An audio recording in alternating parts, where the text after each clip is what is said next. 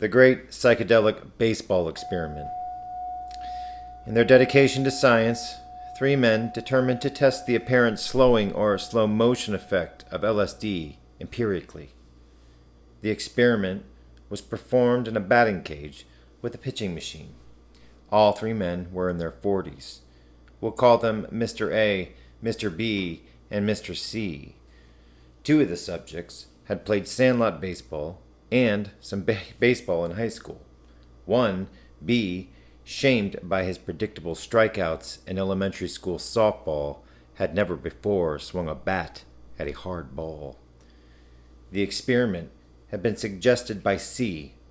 C offered a hypothesis that, having experienced what he called time dilation under LSD, it followed that with the aid of the drug, one might be able to hit 80 miles per hour fastballs more or less at will, and hence begin a baseball career even in the prime of life. B, delighted by the idea that he could do something to make his children proud of him, immediately signed on. C and B visited the batting cage twice before the experiment proper to establish control statistics on their hitting. During their visit, each took 45 pitches at 50 miles per hour and 30 pitches at 80 miles per hour. C made contact with over half the pitches at 50 miles per hour, far fewer at 80 miles per hour. B hit pretty miserably, but loved the testosterone he could feel coursing through his body and determined to continue. Score was kept with strikes, fouls, lames or grounders, and solid hits. Lames or grounders were fair balls on which one could get to first base as long as no one was playing infield. A month later, when the two experimenters had recovered the use of their arms and hands, they returned to the cage with A. On this visit, only the 50 miles per hour speed was available. C made contact with half of the pitches, getting 11 solid hits and 23 grounders out of 63 swings.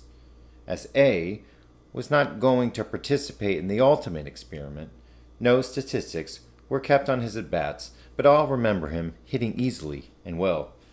B managed to connect with the ball only 2 or 3 times in all of his at-bats, perhaps intimidated by A.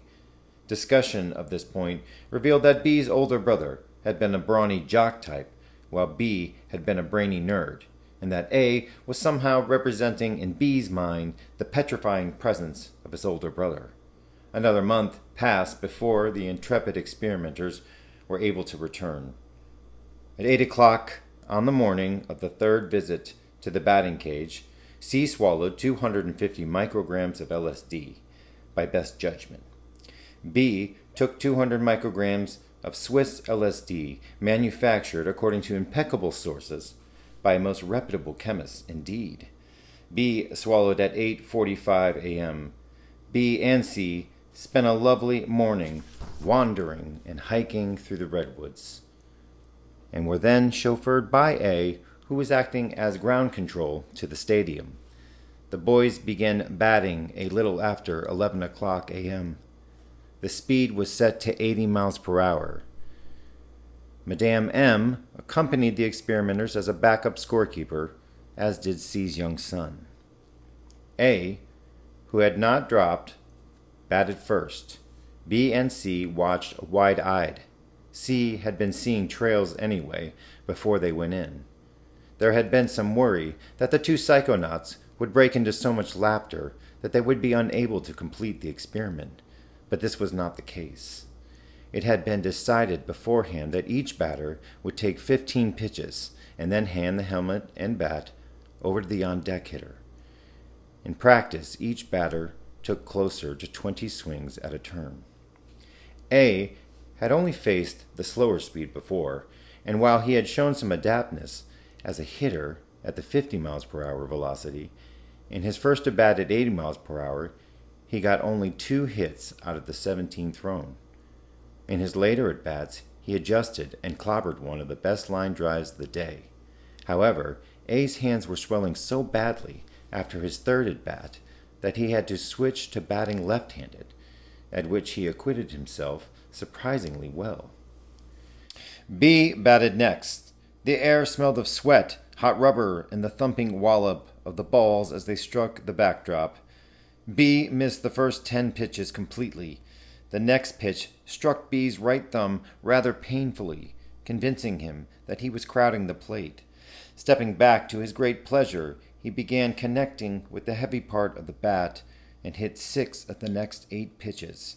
It was beginning to seem easy. C, as B, took a while to find the ball, but then started hitting.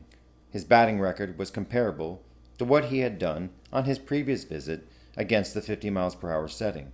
And though the notes on his first batting against the fastball were lost, reconstruction through memory and discussion support that his batting at 80 miles per hour improved with the ingestion of the psychedelic, trails and all. Both C and B agreed that speed was not the problem. In fact, B's main problem was swinging too early. This certainly supports C's time dilation hypothesis. C said it was all about concentration, that the problem was that the mind would wander off, would start musing, turning inward, or would get bored. When that happened, you missed the pitch. Otherwise, you hit it, if your arms weren't too tired, which happened surprisingly quickly. For that reason, all agreed that long at-bats favored the pitcher. C said that he would think of the ball as a woman, as a lover, a vagina hurtling towards him, but that even so, try as he might, he just couldn't get it up every time. B liked that idea and tried it out and got a couple of satisfying socks. B's best at bat was his last. At first, he tried to copy A, batting left-handed, but missed every pitch. This got him mad. He uttered 2 four-letter epithets across the plate between pitches and proceeded to clobber the next 7 balls, blistering his hands in the process. C believes that the game has to be made more significant, like it is a Tyrannosaurus charging and not just a baseball, to really hold one's attention during the seemingly interminable at-bat. B believes that if he had a regular masseuse and a dependable transatlantic supply line, he could quit his day job and start a new career. He is no longer intimidated by his big brother. The rest of the day was lovely, filled with friends, laughter, wit, and beautiful scenery. By late afternoon, all were ready for some frothy beers.